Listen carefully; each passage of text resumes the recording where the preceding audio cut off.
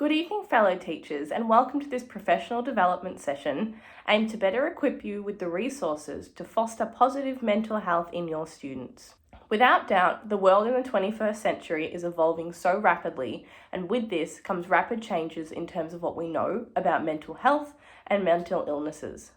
Therefore, education needs to keep up with these changes, making the role of the 21st century teacher, like you and I, so diverse in the sense that our role is no longer purely delivering curriculum, it is far more complex.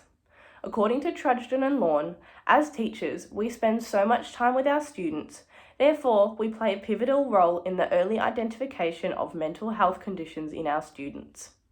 The resources I'm going to present to you tonight promote positive thinking and a growth mindset in children, which in turn promotes healthy mental well-being. All three resources may be used in conjunction with each other in a single lesson or individually across multiple lessons. The resources presented today make links to the following Years 3 to 4 Health and PE content descriptors.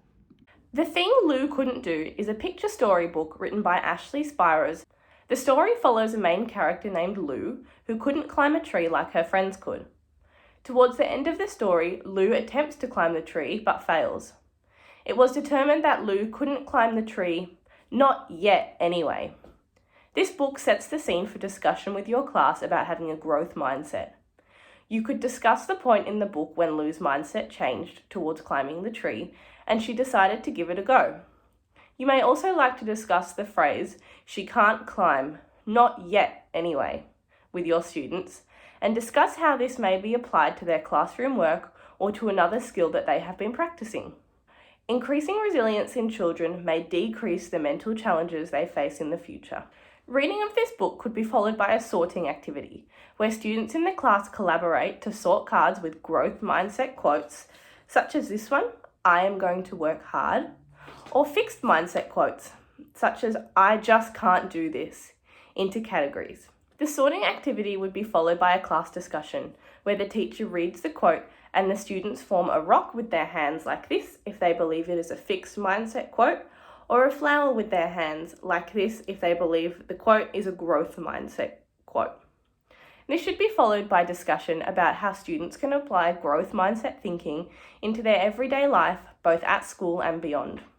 This discussion can be made into a class display like this. Encouraging children to have a growth mindset nurtures internal factors that promote healthy mental states.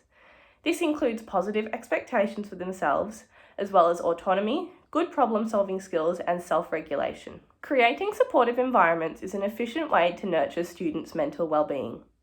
To encourage students to focus on their strengths and gently extend their comfort zone while fostering positive learning, the two previous activities could be followed with a plant craft. You will need to source the outline of a plant and a pot on the internet. You will then photocopy the pot onto brown paper and the plant onto green paper, so there is enough for all students in your class.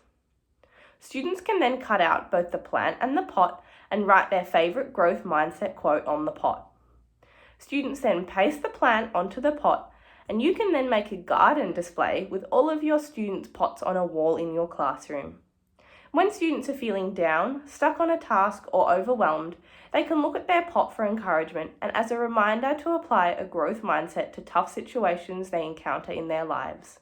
I hope I have been able to equip you with some resources to better support your students' mental health. Thank you all so much for coming. Good night.